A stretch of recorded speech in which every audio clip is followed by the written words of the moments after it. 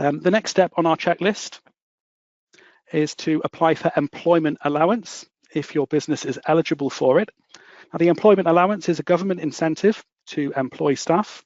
It's available to most employers, but there are some exclusions that apply, and it allows you to reduce the amount of employers' national insurance that you pay each tax year up to the annual allowance amount. Now, previously, it was £5,000 per year, but it is increasing in 2025 to 26 to £10,500 per year. So that has more than doubled, and it could be vital support to offset some of the other increases in employers' national insurance.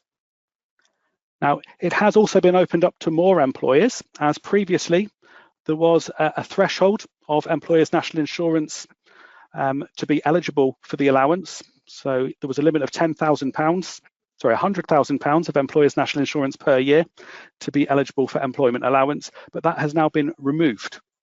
So it is open to more employers. You're not restricted by your total employer's NI.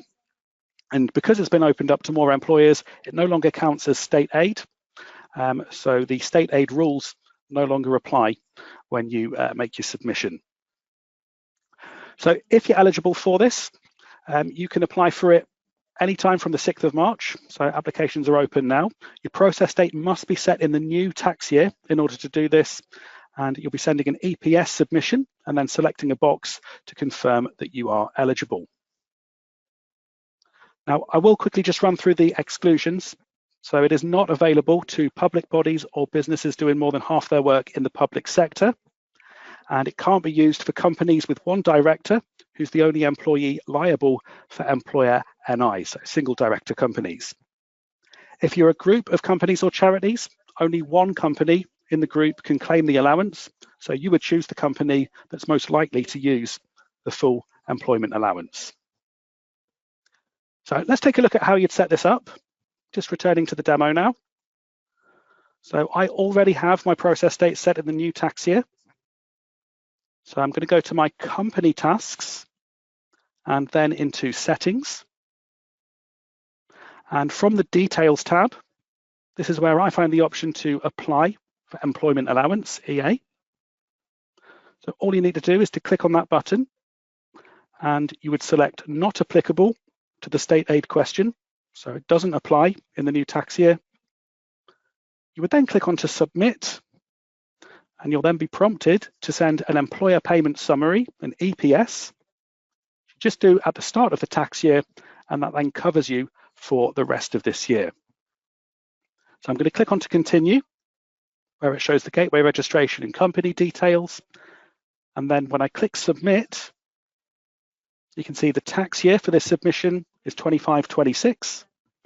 And this will be the EPS that's marked yes in the employment allowance field.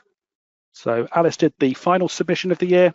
I'm doing the first submission of the new year, and this is to apply for my employment allowance.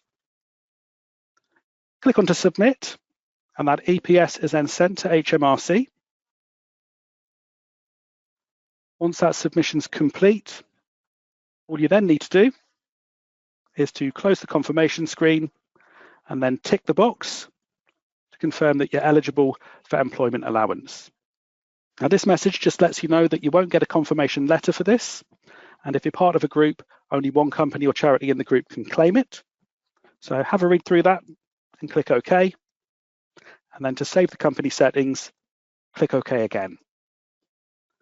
So that is now set up. And when I run my P32 report for month one, when I've completed month one's payroll, I'll then be able to start reducing my employer NI. So it will show how much I've claimed for the employment allowance, and I'll keep claiming that until I've used the full £10,500. So that is your employment allowance. Definitely worth checking if you qualify for that now. You can find more information in our knowledge base article and also on the guidance from gov.uk. So final step to get ready for the new tax year is to set up small employers relief if your business qualifies for this. Now, this is different to employment allowance. It's in no way related, and it's a relief that you get when reclaiming statutory parental payments, such as maternity, adoption, or paternity pay. And you would qualify for small employers relief if your total Class 1 national insurance contributions were £45,000 or less in the tax year before the qualifying or matching week. So it's worth checking this at the start of each tax year to see if you are still eligible for it or whether you're not. And you'll need to tick a box in your company settings to indicate that you are if you're going to be claiming this. Now, if you don't get this, you still claim back 92% of your statutory parental payments. But with small employers relief, you get 100% of the statutory pay plus a further 8.5% as NI compensation. Now, that used to be 3%, so you used to get 103% back. As a small employer, that's going up to 108.5% in the new tax year. So you can read more about what it is and whether you would qualify from the link on the screen, but let's just have a look at where you would set this up.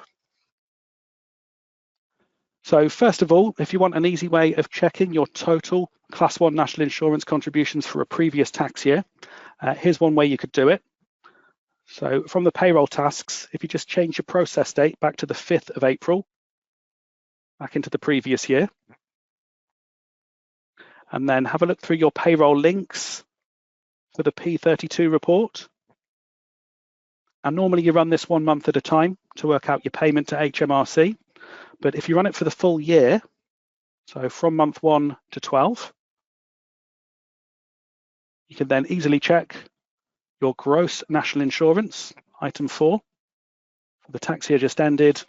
And in this example, £23,666 is below that £45,000 threshold.